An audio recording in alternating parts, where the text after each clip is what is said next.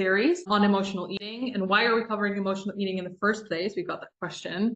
That comes from the research that we did, over 200 women that helped us fill in a questionnaire about how women deal with stress and what works and what doesn't work. And then based on this, we're zooming into topics where we invite key experts and speakers to then share their knowledge with you guys, and for us to also then ask questions to these experts. So today we're going to cover emotional eating, but also food. And we have a very special guest today. Zita Rojas is with us today. Very person dear to me since I've worked with her personally as well. But to give you a little background about who she is, she's a certified integrative health nutrition coach, yoga instructor, naturopathy student, but also pursuing studies in functional medicine. And she comes from a background in luxury fashion, but then transitioned to holistic health after being diagnosed with an autoimmune condition and supporting her child through a serious illness. Having lived in 13 countries across 4 continents, she's passionate about women's empowerment, community work, and holistic well-being. And in her free time, she enjoys yoga and scuba diving. And at 58, she believes the best is yet to come. So welcome, Sita. Thank you. Hi, everybody. Thank you for having me. We're very excited to have you here with us today. And so the way that it's going to go, we have prepared a couple of questions for Sita, so we're going to be guiding the conversation. But we do want you to interact and gather your questions. If you notice that you have like a personal question or something that you want a clarification on, just put it in the chat and then we'll make sure to cover these at the end of the session. We'll leave more than enough space. Okay? Any questions before we start? No? Great. Okay, then let's, and you want to pick up with the first question or shall I do it?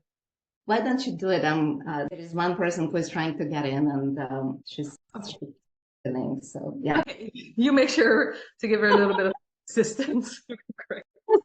So the first question that we want to dive into, Sita, is that, and based on the speaker we had last week, she introduced the concept of mindful eating, which meant, for those of you who joined last week, right, that we take note of how much hunger we feel and how satiated we feel, and that we actually eat the food that we eat. And now you can imagine that most of us live very busy lives. We've got kids, we've got toddlers, we've got people running around. So how can we sort of start cultivating these eating habits when we are feeling stressed, and what kind of foods would support that in this practice? Fantastic question. Well, I would start with intention. When we acknowledge the need for mindfulness or mindful eating, it means that we are searching an optimal way of nourishing ourselves, right? Something may not be a cue in our system, or we may realize that something is not necessarily correct or could be better, right? And we want to change or to bring an optimal skill or tool that will help us biologically, right? Obviously, we have to go back to the basis. When we are born, right, the first instinct we have is, or the first instinct is, right, sucking mouth, automatically connection to the mother is food we need, right? So it's not a question of survival through food, but it's a connection through love. If we simplify it, right, it's a connection. It's a comfort thing, is feeling held, is feeling secure. When we are in a position of high stress lifestyle, for whatever reason, stress can mean many, many things. We need stress to survive. We need stress to talk. We need stress to move. So stress in itself is not negative. What is negative, or what can become negative, is in the long term, is the chronic stress, is the accumulation of input of factors that causes us stress, puts us in a position of fight or flight, or of defense, or survival, right? And we have to cope with those. In the past, if you go back to history, we realize that people had a lifestyle that enabled them to have means or manners to evacuate some stress, whether it was by sitting down for meals with our family, talking to our mothers living nearby the family, talking to our friends, interacting. Nowadays, we also had a more specific timetable for work, right? We had a working life, but we also had the leisure life. We also had a family life, right? We had many different lives that composed our life. Nowadays, we live in a society where the input is so high and the demand is so high from every single one of us to always be present, to be perfect, the perfect mother, the perfect worker, the perfect wife, the perfect everything, the perfect friend, right?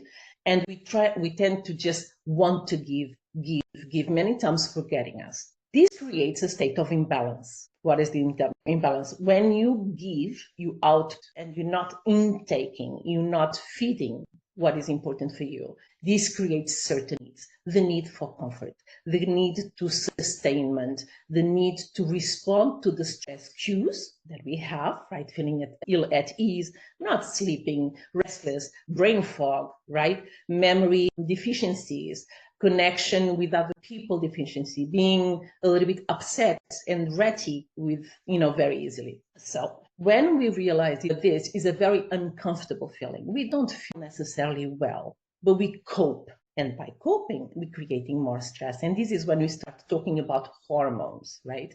How our physiology, our metabolic system works. When we wake up, we have a high level of cortisol that is preparing us for the day. But as the day decreases or advances and we come close to night, this cortisol, this energy that we need that is triggered by the cortisol, starts decreasing, or should start decreasing, for us to rest at night. Nowadays, we don't have that. We're constantly in a state of producing cortisol because we have to keep on going, right? To balance it, our body is a fantastic machine. I love to call it a machine, in the sense that we have different organs that are created to interact and to compensate or to balance, okay, all these excesses in a natural form. But the human being is not made to live in a constant state of stress, right? We are made to, we have a stressor, we have cortisol, the liver is going to liberate glucose, which gives us the immediate sugar energy, but that needs to be metabolized by the pancreas through the insulin, so the glucose can actually be absorbed by the cells, right? And there we have the energy to keep on going. If you have a normal... Just a reminder, Sita, because I'm like, okay, I have glucose top of mind, sorry to interrupt you, but for those that are listening, like, okay, glucose, can you give us a quick summary of, like, what does that mean again? What is glucose? Of course. Very and where easy. and what food do we find it? In a very easy way, just think that everything that you eat is turned into sugar. The sugar is processed into glucose by the liver, right? And after, the pancreas transforms or metabolizes this glucose through the insulin. Okay, does that make sense? Did I answer? Yeah, and then what kind of foods? Like, are we talking? What is So most of us, yeah, go ahead. So most of us had, if I just look at people's breakfast this morning, right? So some people have baguettes, some people had oats. Where do we find those glucose? Where do we find that glucose? You had berries. I had that. Find glucose in absolutely everything. For example, berries and fruit has fructose, right? Baguette has processed flour, for example, white flour, that is turned into glucose, right? Anything that we eat, absolutely anything that we eat, is going to be turned into glucose to be metabolized by the pancreas with insulin. The question here is, yeah, but I also eat fat.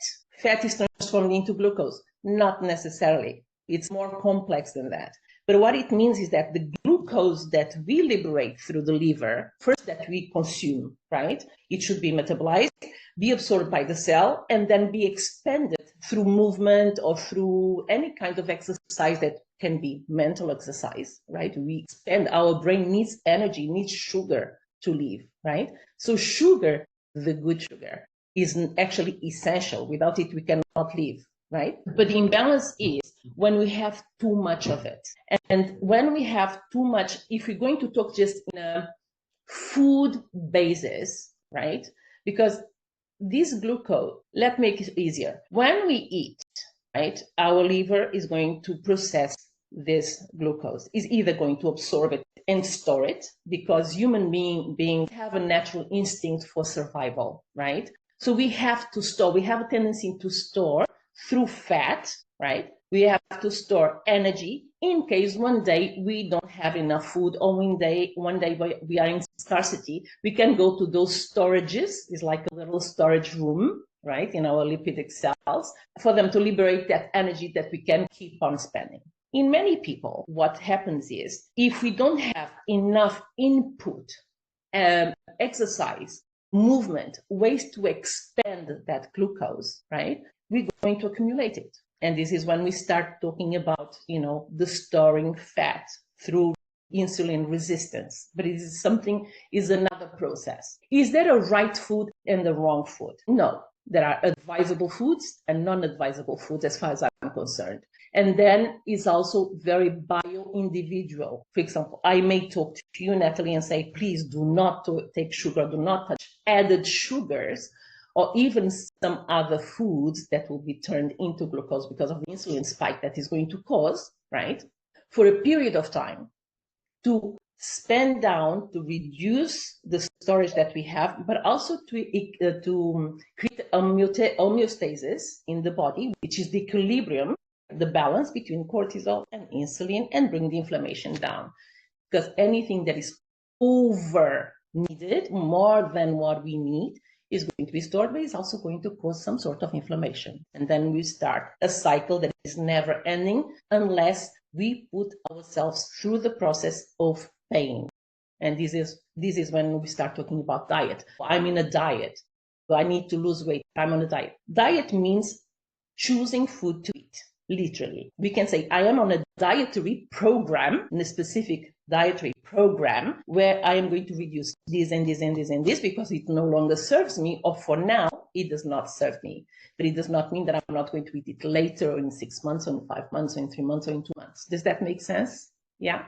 So diet, literally, when we eating, is there advisable food? Many. Are there many foods that I would say don't touch? Absolutely, yes. I am not necessarily a partisan in saying that we can have a little bit of everything. If you are in a state of balance, of health, then yes, you can allow yourself the treats, what we call treats, right? You know, this makes me feel really good, it's really tasty, it's really delicious. I'm going to have a piece of this. By all means, have it. But if we live a lifestyle where the treats is our basic nourishment, which is the case today. Today we go and buy a pack of chips because I have a little I'm a little bit hungry. I'm just going to eat a little bit just to get me until I get home, right? Or there's these Mars bars. I know I'm going to have that peak, that high. I'm going to feel good because I'm too full of energy. I'm going to have these Mars bars. It's okay if you do it today. But if you do it in the morning because for whatever reason you're tired, right? You have a dip of energy.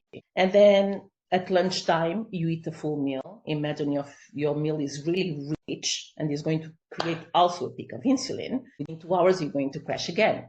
Oh my God, this is so hard. I'm feeling so low. What's my brain going to tell me? Oh, remember that Mars bars? It's tiny, it's convenient, it's easily eaten, nobody's going to see, and you're going to feel great. So we're going again to get that Mars bars. But we had already the bread, and we had the sauces, and we had the mayonnaises, and we had the meat, high-fat meat. So we had a rich meal, for example, with fried foods, right? Then is the one piece too many that we don't account for most of the times, right? What I was saying is, nowadays, we don't have time, or we don't allow us the time. Remember the word I said before, right? We don't allow us the time to actually prioritize ourselves, or prioritize many times our health long term. We always believe, oh, it's okay, I can do this now, but tomorrow or next month or next year, when things change, I will pick up, or when I have kids, right? The truth is that we create a habit. And by creating a habit, we create a need, right?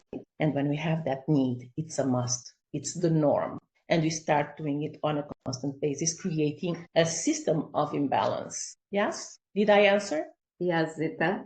So my question is that at the time of stress, right? Like we are stressed and we have high cortisol and we're reaching out for discomfort food because we need energy, right? And we're reaching out for sweets, we're reaching out for comfort food or salty food, and then we experience guilt. This is so comfortable and what we do, but what can we do? What can we substitute instead of sweets, instead of salty food, instead of comfort food? What can we substitute this with so we can still feel in balance? Okay, so I'll start with intention, okay? Intention means that I acknowledge for myself the need of doing something that is good for me and stop doing things that can be harmful or can hinder my state of health. Let's talk about health or well-being in general, because food is going to impact immediately your moods, whether you're depressed or not,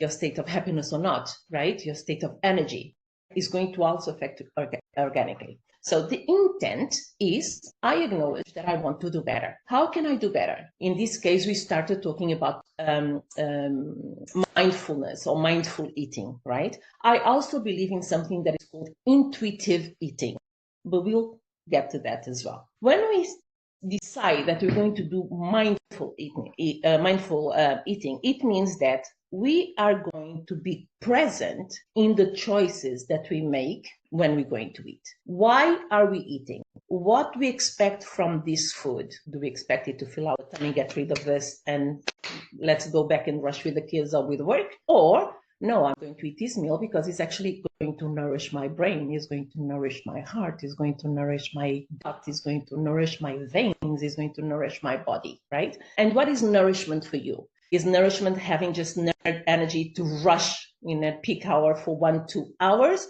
Or is nourishment something that is going to feed your body and give you a state of constant balanced energy? Once you decide that, if you're talking about mindfulness or mindful eating, it means that you want your body to be in a stable level, or as stable as you can possibly be, right? And we're going to eat or make decisions about feeding ourselves in a manner that we're not going to have high peaks, low crashes, high peaks, low crashes. And how do we do that? Never allowing yourself to be hungry, number one, right? Many times we forget the hours. We just work. We go for 6, 7, 8 hours or 5, 6 hours without eating. And then we go like, oh, stomach is hurting and it's burning and I have to eat something. But you're so starving that you'll grab anything that is in front of you and you're going to garf it down. You're going to gobble it down, right? And when you're going to gobble it, you're not even going to chew it, right? You're just going to humidify it a little bit, break it down a little bit, swallow it, so you can just keep on eating and fill your stomach, because it's a sense of comfort that it gives you. When we are going to do mindful eating, what we're going to do is, for example, let me give you an example. I wake up and I'm going to think, I have 5 minutes, right, to plan my day. What am I going to eat today? So in the fridge, what do I need to have in the fridge to be able to have something healthier, but that does not make me feel that I'm restricting myself for something that I love? For example, I love chocolate mousse. That was my breakfast today, right? I can go to the store, buy those packages of chocolate mousse or chocolate yogurt or whatever and have one, right? But for me, no, this is not good for me because I have an autoimmune condition and I know that inflammation for me is something that I cannot even think of triggering. So I have shea, I have avocado, I have cocoa powder, I have berries, I have maple syrup, I have dates. So what I do the night before, if that's something that I want to have available for me during the week, I'm going to put some shears to soak prior, the night before. I can prepare it for 3-4 days in different containers. It takes me the same amount of time, right? And in the morning, I get an avocado, I put the date, I put it in the blender, I add cocoa, and it takes me literally 1 minute. 1 minute. And either I blend it, and either I blend that mixture to my chia seeds that have been hydrated, or I can put the chia seeds inside the blender and even make like a chocolate mousse. That's what I did today, right? You have the sweet, we have the fiber, we have the vitamins, we have the antioxidants, right? We have the full thing, and it tastes like dessert, right? So mindful eating is, I'm not going to deprive myself of the pleasure, but I am going to choose that pleasure to be healthy for me, whatever healthy may be, right? Now, it also depends on the individual. I need, for example, something that is sweet. My husband is someone that loves salty things, right? Many people say that when they craving something, some crave salt, some crave sweet. Why? Usually salt, people that crave salt is either two things, either because they are dehydrated, right? If they are dehydrated, there's an imbalance with electrolytes, right? So we're going to need something that is going to somehow suck and enable us to balance or give us a sense of balancing electrolytes, or we exercise too much, right? Then we perspire, we don't hydrate, we lose electrolytes, we lose sodium, right? And then it's going to make us feel lousy. And by eating salt, it's going to make us feel better. The other part is the sweets. Many times it's because, for example, for me, a sweet is a comfort food. Why? It reminds me of my childhood. My mom would always have a chocolate cake, a banana cake, an apple cake, something cake, right? Slightly sweet for us to have at breakfast, right? We will also have a fruit. We would also have eggs, for example, avocado. We also had a treat. So for me, this is my comfort food. But can comfort food be healthy? Yes. The only unhealthy thing in the comfort food, if it's not healthy food, talk about additives, the coloring, the colorants that we put in the food, the exacerbation of taste, the taste enhancers in foods that we buy. All these things are inflammatory compounds for us, for our body, are things that our body are not ready to deal with or to metabolize or to get rid of easily, right? So imagine you have stress, high cortisol. Your liver is going to release glucose to deal with the cortisol that has been sent into the blood because we are in this state of survival. At the same time that the adrenal gland releases the cortisol, it's going to shut down the liver or the release of insulin. But in parallel, the role of the liver is to release insulin to metabolize glucose so the cells can absorb the glucose for energy. So what we have high levels of cortisol that enter the blood. We have the liver that releases high levels of glucose. We have the pancreas that is not releasing enough insulin to deal with the glucose to being ingested by the cells, right? And we are in a constant state of hyper hormonal state, right? Because cortisol is hormone, insulin is a hormone, right? On top of it, if you're going to have high insulin causing or glucose foods, like in the cereals, in the sweet yogurts, for example, whatever it is that we're going to eat, we are adding more glucose. We are also causing the pancreas to create even more insulin into the body. If we do it in a constant manner, we are going to get into a stage where our organs are going to create a resistance into both. And that's when we get into cortisol resistance or insulin resistance, right? The question was, what foods? Which foods? Fiber, protein, omega-3s, probiotics. Remember, if you want your body to work well, your gut needs to function.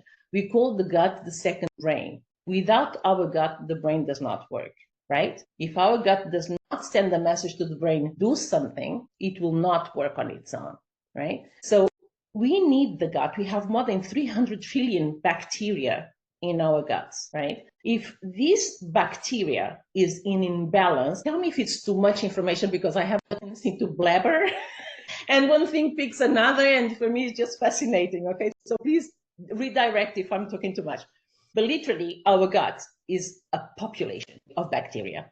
This bacteria is essential, is vital for our survival. This bacteria is going to create synapses, is going to create the communication between the gut and the brain, is going to create everything that we are. The probiotics literally is pro-vita, pro-life, right? Is literally inserting a bacteria into our guts if it's for some reason in disequilibrium, because we don't have it in the foods that we have today. Why? Pesticides, fungicides, poor earth or soil to create the foods, low or poor food choices as well. So we have the probiotics, but we also need the prebiotics, right? The pre-life. And the prebiotics are the items or the foods that are going to feed this bacteria, the probiotics. One without the other cannot live as well. So we have things like probiotics, my goodness, anything that has been fermented, right? The yogurts, think about it. The prebiotics, we have the sauerkraut, the kimchi, which also can be very rich also in the probiotics. Omega-3s. Omega-3 is absolutely essential for life, for human life, right? For our organs, for our brain, for our memory, for our absolutely everything. How do we choose them? What is rich in omega-3s? We have the flaxseed. Flaxseed in its own also is essential when we are in a position of high stress, right? And if we want to balance cortisol, insulin, and find a state of calm. Anti-inflammatory diet, right? What does this mean? Veggies, leafy greens, green, anything, guys. Anything is green. I always say to my clients, fill your plates with 75% of greens, and the rest you can add anything you want. Proteins and fats and everything else. But why? Yes. Zita, hi. It's actually, it's a perfect, I have a question for you. So I, in my high stress situations, I balanced my food with protein. And I created this plate, like you said, vegetables, protein, and carbs. And there is a certain combination, I think Harvard came up with that. So can you please talk about this, that, for example, protein should be like 2.2 grams per your weight, and how, so we can understand, because I'm always curious how much of protein we need, how much of greens we need, how many carbs we need. So it can be a balanced plate. But when, in my case, I added protein, I curbed my sweet, I was craving sweets. Okay. But what do you call protein?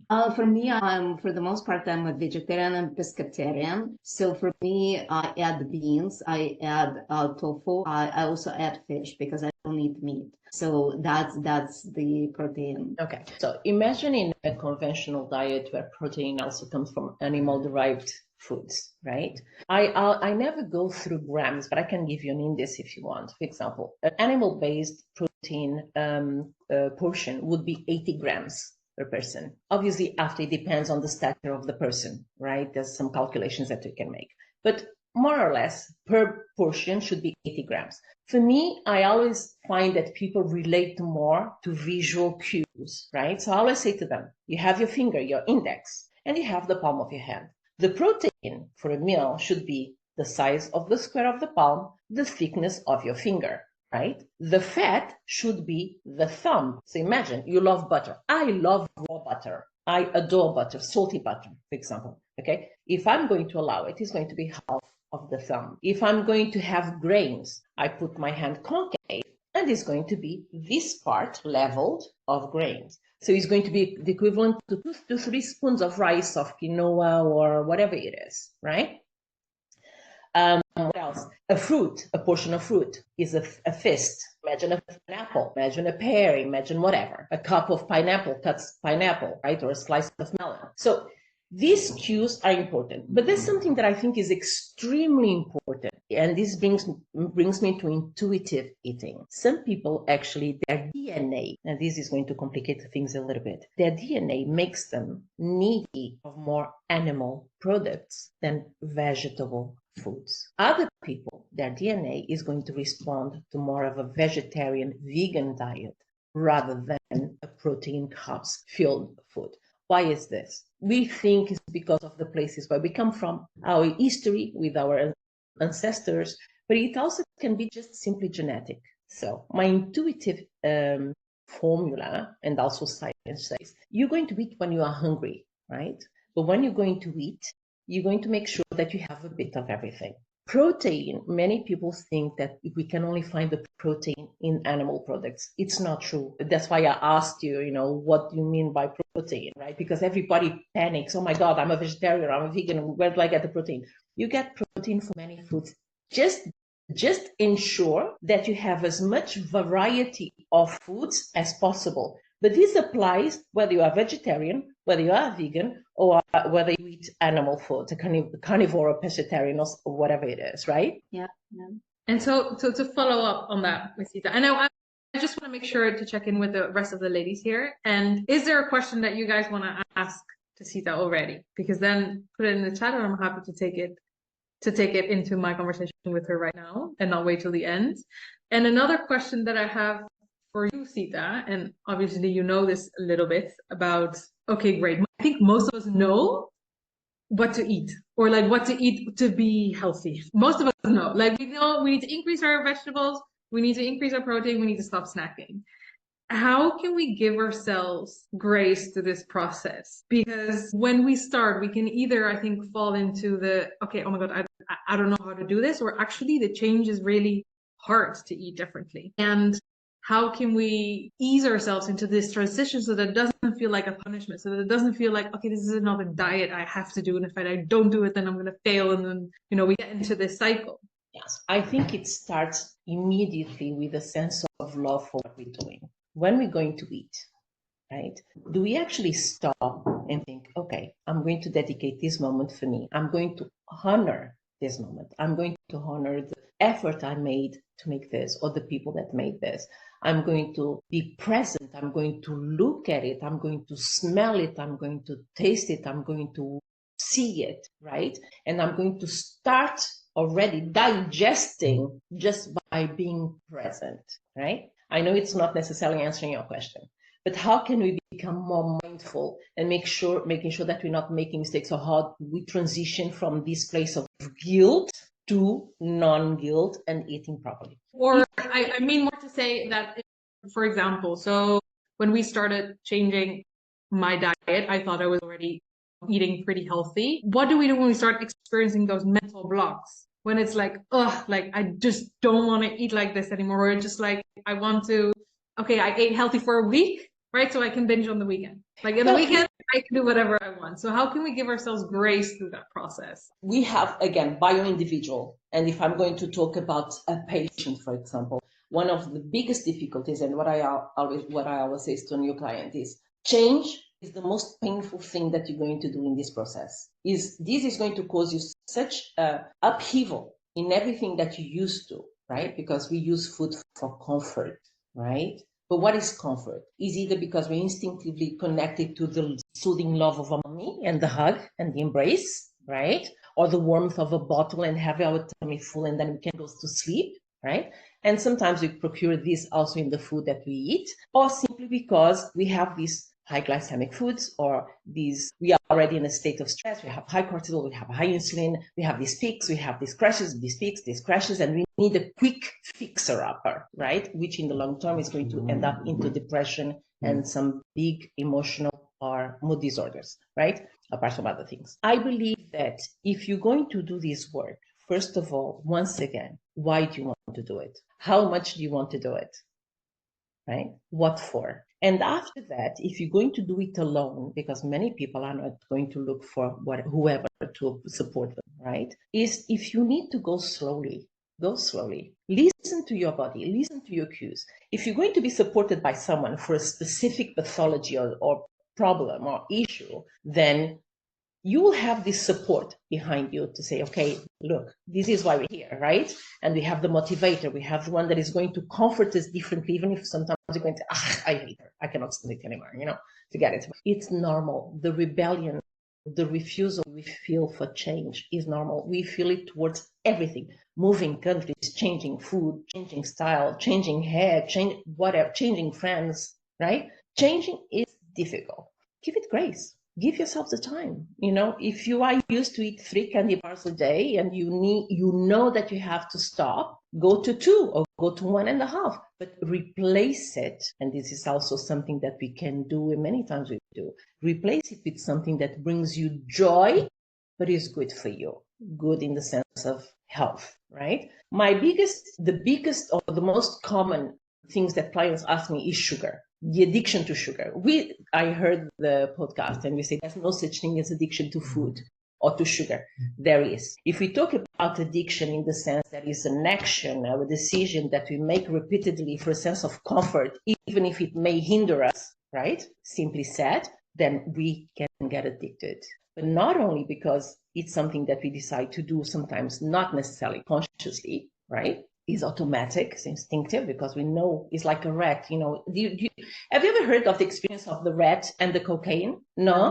Let me tell you very quickly. There was a scientific study to see the impact and the addiction of rats, rodents, into cocaine. And we noticed that when the rat is put in a space where cocaine is available, it tastes it, it's always going to touch the lever to have more cocaine, without stop, even to the point that it can actually pass out, right? But if you remove the rat from that stimulus, right, it's going to adapt and it's not going to look for the cocaine anymore because her body is going to adapt. If you put him back, right, in the same module where there's the cocaine, he's going to look for the cocaine. But if you put him in an environment where there's no cocaine and the rat is going to find a stressor, a great level of stressor, the first instinct that is going to have to cope with that stress is to look for the cocaine, even going to the lever if there is no cocaine. This happens to our brain. When we hit peaks of stress, right? What do we usually do when we are upset today? Or if we want to have a meeting with someone, what do we do? But many people in our study said they will grab a glass of wine and they know that it's not good. Or sweets or salty food.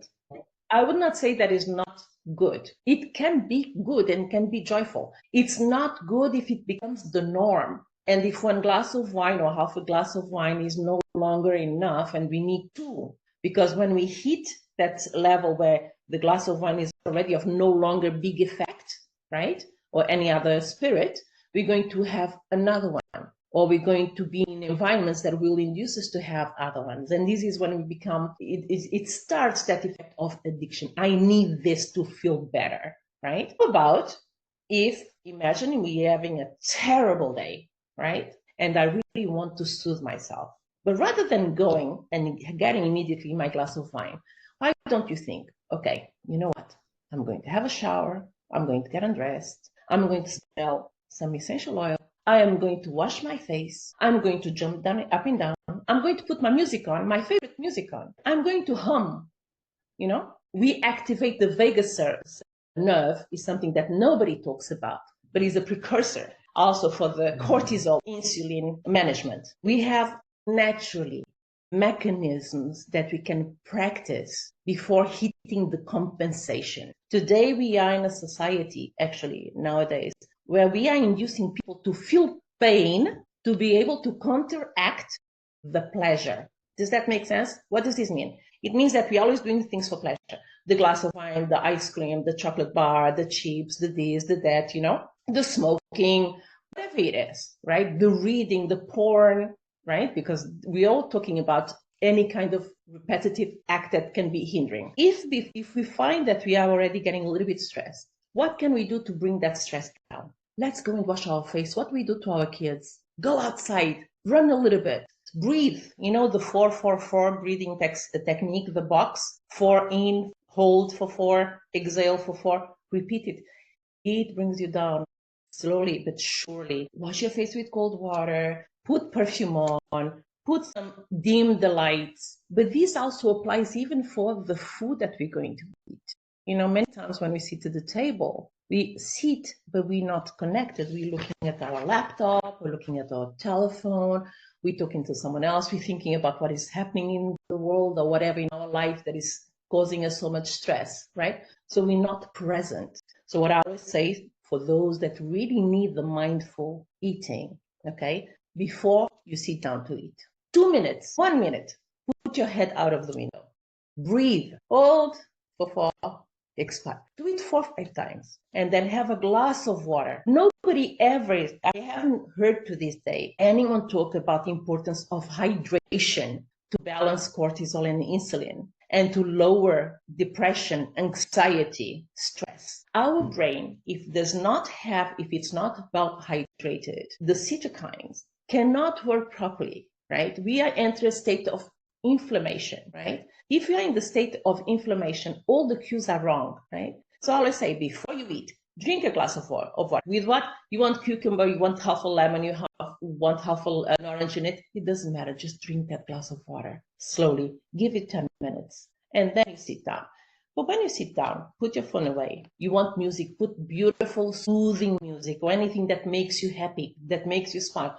Force yourself to smile. Why? It's bringing your cortisol level down, right? All these mechanisms are essential for your digestion. There's one thing that I think if in anything I would care is, remember, cortisol means fight or flight. It means survival. It means war, right? I'm ready for anything to survive. So the cortisol, our brain, is going to send messages to all our organs to shut down or to slow down so we have that energy to defend us from whatever it is to come, right? Imagine a state of stress, what that does to the stomach. You are eating, but your stomach is not producing the gastric acid. The muscles are not functioning properly, right? The digestion is going to be very affected, right? So mindful eating for me, apart from choosing the foods, is the way you actually treat the food you're going to eat and the choices you make before you actually sit down. Bring yourself down, calm down, put something. For me, honestly, I drink tea. I'm bored of drinking tea. I play with my cups. Anything that brings me joy. Honestly, I'm serious. Anything that is going to make it a novel for me or is going to make it feel a little bit special, I'm going to do it. Slice of lemon, slice of cucumber, slice of apple, for example. Green tea is excellent for inflammation when we are stressed, right? We should drink 3 to 4 glasses of green tea, depending on our situation. Obviously, it depends on each person. Drink green tea. Just, yes, tell me. I know you want to ask me something. No, Zita, that is very useful. That is very useful. What would be, maybe as we're closing up and getting close to the end, and we want to take all of the questions from the audience. But before we do this, maybe there is just one thing that you, like one practical step that you want us to know, because it is a lot and it's very useful, but everything starts with small steps, maybe one small step. Sure. What I can do after, I can send a list of foods, specific foods, because it's huge as well to Nathalie that you can spread. But the first thing for me is in the morning, honestly, and at night. When you wake up, we have 5 minutes.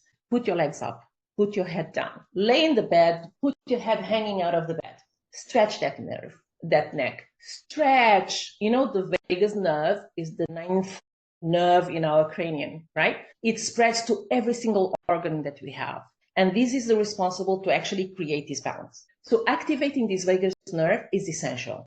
How? Doing what I said. Lay down in bed, hang your head. I know it sounds silly, right? But it's wonderful. It also helps with the wrinkles. It's fantastic. Number 2, you brush your teeth, gargle. You know, how many people remember their grandparents to actually put water in their mouth and going, oh, and making that sound, that loud sound that makes our ears go itchy? Do any of you do that? Is the number 1 with humming, singing, right? In the shower is the number 1 activator for the vagus nerve, right? So these are things that we don't need time. The time that we take to have a shower, to brush our teeth, jumping up and down, I'm brushing my teeth. Nothing stops me from, even sitting down.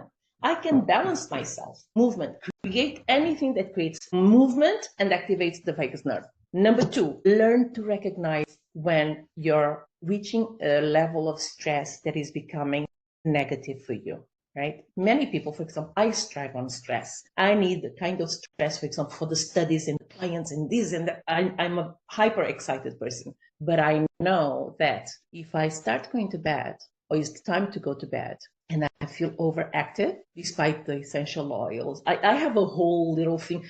I pamper myself. I love myself. This is Valentine's Day, and I like to call it, this is my love day. Every day I have my love moment. Is the moment that you're going to be just doing what brings you pleasure, right? But is not harmful to you, okay? Dry brushing, essential oils, humming, gargling. Dip your face in cold water. Fantastic for the vagus nerve. So this is one thing.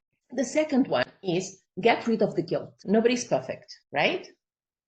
It's a path. It's a journey. And if you don't know, reach out for help. If you know what you need more, if you know what is not right and you want to correct it, set intentions. Okay, this week I have a contract with myself. I am going to eat this much of this thing gradually, and I'm going to implement this in my life. If I don't like it today, at least I'm going to try it 3 to 4 times, and then I can say that I don't like it, right? And then just believe one thing. Anything that is man-made is not necessarily good for you. That includes medicine, chemical medicine, that includes foods, anything. Toothpaste, the colorings we put in the toothpaste. Try to go back to basics. Nature gives us anything that we need. Of course, not all of us can have organic foods. Not all of us can have a filter. Not all of us have the access to certain things. But go to as close as you can to real food. Beautiful. And she has many more tips, you guys. So we're just squeezing as much knowledge as we can out of Sita here today. We hope that she will still stay with us for a long time. I want to open up the floor for you guys' questions. Let's keep it short and sweet and give everybody a chance to ask their question. If you have one, please either unmute yourself or you can put it in the chat. There is a question from Jan. And by the way, Zita, I remember my grandparents making sounds when they were cleaning their teeth, and I did. And I completely forgot about it. So thank you for bringing this back. Yeah. So we have a question from Jen Zita. Something that helped my digestion and cravings and helped me feeling better was eating specific foods depending Oh, this is such a beautiful topic. Depending on my menstrual cycle, do you have any insights on this? And I actually want to mention, and this is probably going to be a much bigger theme in the things that we're going to cover around stress because of the influence that it has so much on us. And it's going to be different for the women in our group that are entering menopause or even premenopause versus the one like me who are in our fertile years. So excellent question. Sita, can you make it short and sweet, this one? For me, is yes. The shortest answer I can give is hormones. Your body is very intelligent. It knows what it needs, right? Sometimes it cannot specify what it needs, but it will show you what it needs. If you're going through your period, or just before your period, or just after your period, usually the time between the week before and the time that you're having a period, this is the most difficult, painful, but also where the hormones are more in upheaval, right? Are completely messed up. We experience depression, moodiness, tiredness, pain, right? And the choices we make usually is either because there's some nutrients. I actually always ate better during that period than not, right? Because I craved for healthy food at that stage. I have my daughter, she wants sugar, chocolate. Why? Maybe because she's not giving her body what it needs. But it's hormonal. But it's also habit. Remember, what we eat is very much based as well on how we were brought up. What brings us comfort? What gives us a sense of calmness and security and love? Not always is just hormones or cortisol or insulin. Is a state of mind. I need to feel good. Right? I would answer like this in a very short manner. If we're going to start with the hormones, and we need a separate lecture on that, Sita. We need a separate lecture on that. So, but to speak to your question, Jen, a bit, yes, 100%. It depends on where you are in your cycle. Things like, for example, you need a bit more calories in your luteal cycle. It's very normal to crave things like meat because you're lacking iron when you're bleeding. This is so excellent question. Stay tuned. We're definitely going to talk more about this. Anybody else? Do you have a question? So feel free to either put it in the chat or just directly on mute. No question. Oh. Right. We're gonna have any questions. Can I give you just a very quick list of foods that are very helpful? I'll actually read them because there's quite a lot. Or do you want me to send them to you? Let me just send it to me and I'll make sure that it gets to everybody. We can put it on an email. How's that sound? Fantastic. Beautiful. Would that be helpful for everybody to get a list of foods? Great. Okay, guys, then we're going to start wrapping this up. Thank you so much, Zita. And I think it was very helpful. I've learned quite a few things, and I'm going to use this to calm myself down, and I'm going to try to gargle, even though I will have to explain to my partner what I'm doing with the sounds, but I think it's going to be cute.